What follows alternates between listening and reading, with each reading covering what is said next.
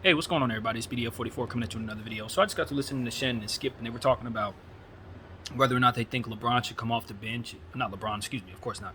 Russell Westbrook should come off the bench for the Lakers if it comes to that in certain sequences, because it would, in theory, benefit the team, and that they felt that Russell Westbrook wouldn't do that, wouldn't be willing to do that. Of course, he wouldn't be willing to do that. But that's just in theory, and I'll tell you why I'm willing to say that maybe he would be willing to do that for this team. For one, he's on contract for the next 4 years. He has nothing to prove. He has nothing to fight for in terms of vying for position, for his payment. In this league. In other words, a guy who's on his second contract, or maybe a guy who's on his first contract, even if it's for the betterment of the team, you don't see them making a decision like that. But a guy like Russell Westbrook, who's already solidified himself as the greatest triple-double player of all time, first ballot Hall of Famer, and the only thing he doesn't have is a championship, and this is an opportunity for him to get it.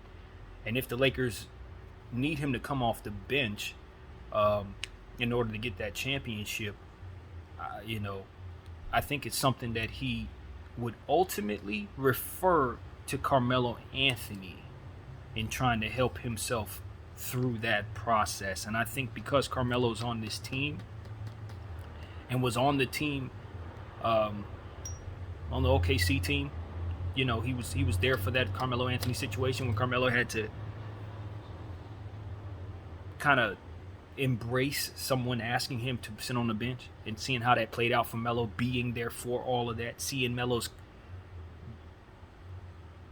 reaction to that, seeing how Melo got through it, what he went through because of it, seeing him get through it, and now seeing him on the other side of it, for him to be here, right?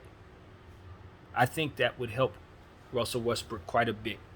I think that would help him to say, I did it. You were there when I was going through it. You know how I felt about it. You also saw it played out for me.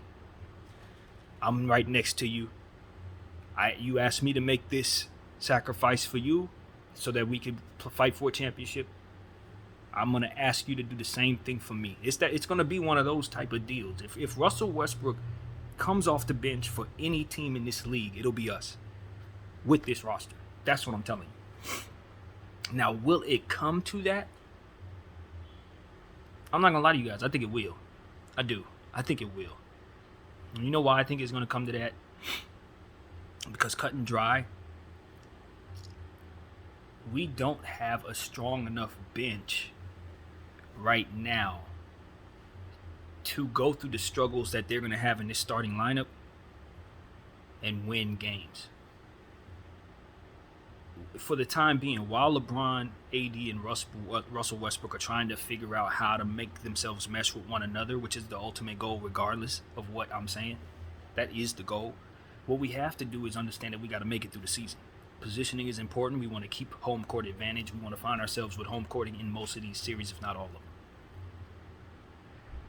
So you're going to have to win regular season games, and you can't afford to just have situations where Russell Westbrook is running with the starting lineup, turning the ball over 8 times, 7 times, 6 times, whatever it is, and then the bench comes in, is not up to par, right? Getting outplayed by better benches. You're going to lose games. But if Russell Westbrook, while they're still in the process of trying to mesh this thing together, if he's willing to come off the bench for the time being, let AD and Bron run that cohesive stuff to start this season, that allows us to get victories, allow us to get out on early leads and stuff like that. What he'll then do is stabilize the bench by coming in with the second unit and dominating the second units on the other team, right? That way we have stability in the starting lineup, him doing the things that make him feel comfortable in the second unit, and no friction, no adjustment, no mistakes being made that matter. Do you understand what I'm saying? Mistakes that matter. Now, in practice, they're going to have to run a lot of drills with those three so that they can find that meshing and that comfort. Until they find that, I think it would be very wise for Russell Westbrook to come in on the second units for strategy purposes. Now, see, that's the thing. If you're really serious about bettering the team, like if you're really serious, then you don't even worry about this kind of stuff. And that's what I appreciated about the San Antonio Spurs and so many other players that have made these sacrifices and made it look easy. Because literally it's about just winning, and so you know what's going to help this team win, and you just do that. You know what I mean? Just like Dwight Howard did in the second round against the Rockets when we set him. Just do that. You know what I mean? Because you know what's going to help us win. It's not a knock on who you are historically. It's not even a knock on who you are today. It just means that what we need against who we're going against, matchups only, because mind you, basketball's a game of matchups. For the matchups we're going against, sometimes we just aren't going to be at our best if we have certain players who deserve to be out there on the floor. You know what I mean? When they deserve to be out there. See, the media, and I always refer to the media because they have been the ones who've shown us what is important and what's not. The media has told us over many, many years, 50 years, that whoever starts a basketball game on all levels of basketball, whoever starts holds the most importance. But when you start breaking down the game of basketball, you understand that if you're going to actually strategize against certain opponents, you don't want your best guys on the floor to start the game. You want them in other areas of the game so that you can overall have balance on your floor throughout the game.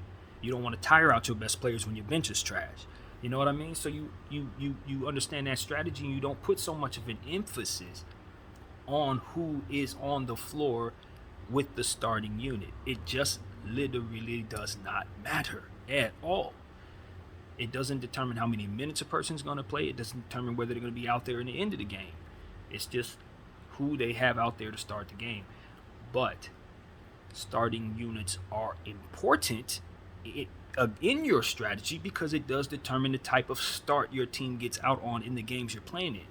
And if your matchups are bad to start the game, you're playing from behind. And just like in football, when you're playing from behind, there's certain things you cannot do. You can't run the ball when you're playing from behind. You know what I mean? It's not in your best interest to run the ball. In basketball, it's the same thing. There's certain things you just should not be doing when you're playing from behind. And as a result, it does mess with guys' value individually and ultimately how the team plays as a whole. But see, this is the stuff that isn't worked into the contracts. You know what I mean? Guys have contracts and stipulations that say they got to have certain milestones. You got to start. You got to make all-star teams. You got to get these numbers. And that messes with the understanding of what guys are willing to do sacrifice-wise for these teams so that they can win. Sacrificing is everything for championship teams. Egos, putting those things down, they matter. Sacrificing those individual accolades so that the team can function properly, that stuff matters. And the teams that have players that are willing to do that usually find the most success. Russell Westbrook must have it in his mind that the only thing we're judging him by now is championships. I could care less if he gets another triple-double. I could care less if he starts another basketball game. I could care less if he makes another all-star team. It's about how many rings you get, especially now that you've put on this purple and gold. You from Hawthorne, bro. You right down the street. You know what this means. If coming off the bench is going to get you where you need to be, I would do it. I would know the fruit in doing it, and I would do it. You're playing for the Lakers. Some of the greatest players of all time have come off the bench for the Lakers. Kobe Bryant came off the bench in a year where he made an all-star team playing for the Lakers. You know, for Eddie Jones, he was playing behind him. I haven't forgotten that. Nobody's too good to come off the bench.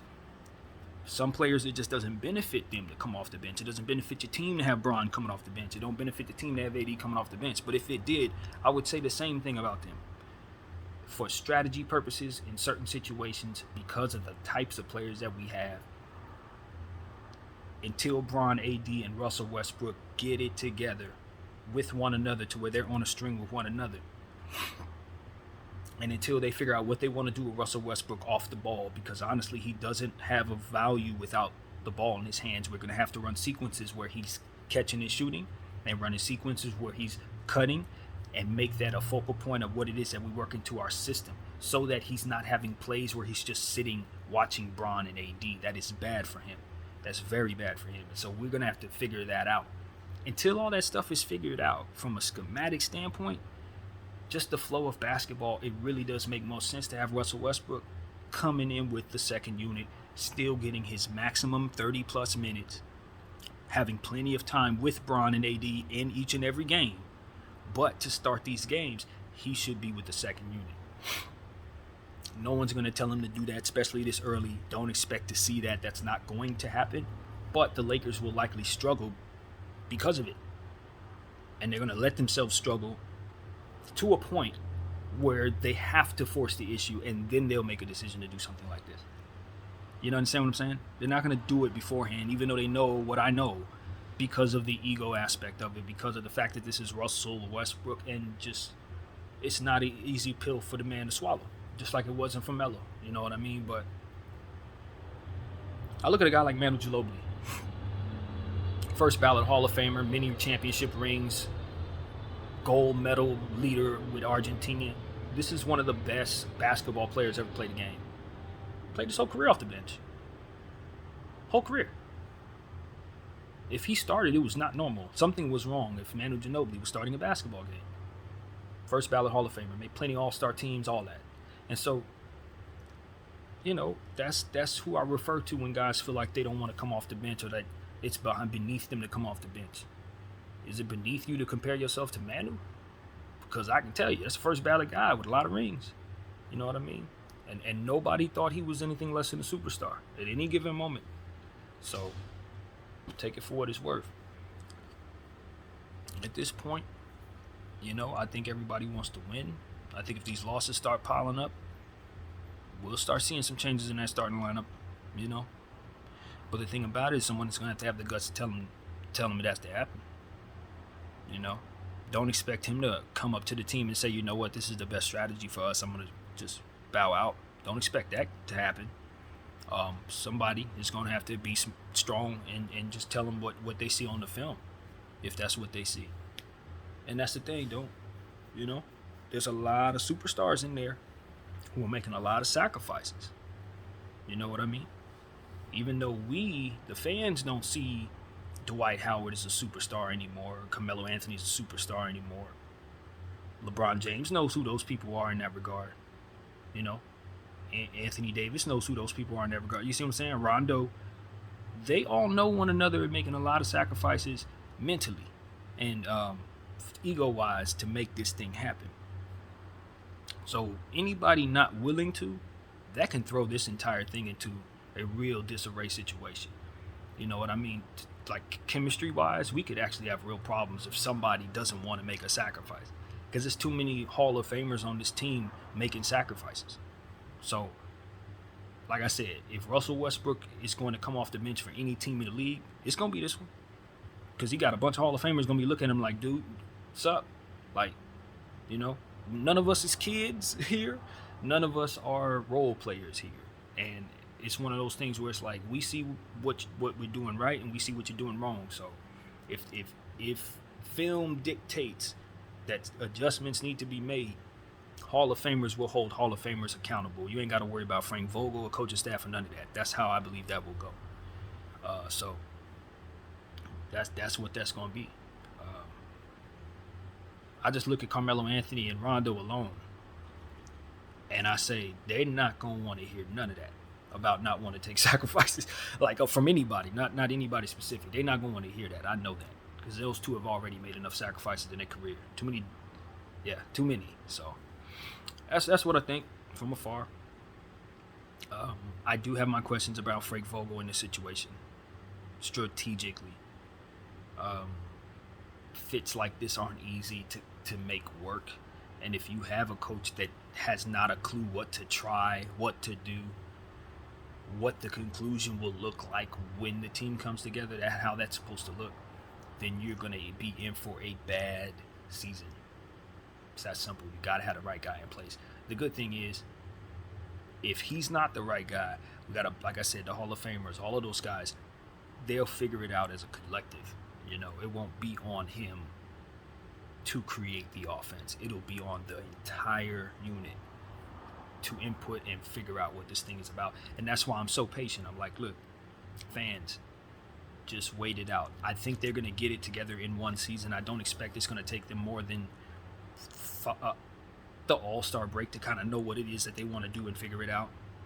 And by the time mid-March comes around, I think we'll look very good if we're healthy. You know, we'll look very good. but the journey there ain't gonna be pretty. I wouldn't be surprised if we're 500 in the first 10 games. Not at all. Won't be surprised. In fact, I expect it. We're just not built for the regular season early on. Until we get that system in place, nah. These pieces aren't gonna fit like that, especially with the guys missing that we have missing. THT will help a lot when he gets back. So that's what I got, man. Just wanted to come up here and just say that, man. If Russell Westbrook needs to come off the bench, I think he'll be willing to do it ultimately for us. I think it'll be hard as hell. And I think you'll have to legitimately show him that it's necessary to do that. But I don't believe he's come into this situation not ready to sacrifice. My gut tells me he's ready to sacrifice more than people think he is. He's home. He's where he wants to be. His contract is set. He's playing with the best players he's ever played with in his life, with respect to KD, of course. And it's time to win a championship. And this is what it takes to do it. So, my name is BDL44. Thank y'all for watching. I'm out.